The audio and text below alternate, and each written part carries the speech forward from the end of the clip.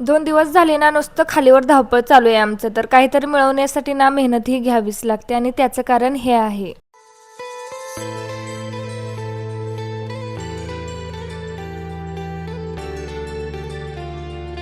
मला बनवायची आहे चटणी. तर त्यासाठी लागणारे ही मिरची काल आणून मी वाळवायला ठेवले होते आणि उद्या सकाळी मला कुटायला पण घेऊन जाणार आहे.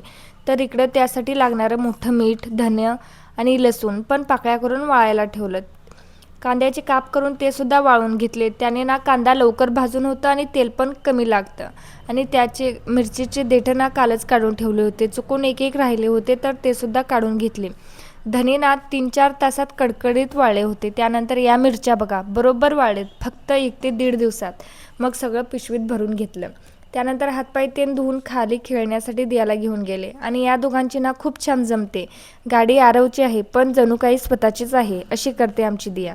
मग काय हिचा हात काही धड बसतोय. गेली उठून शेळीच्या पिल्लीला मारायला.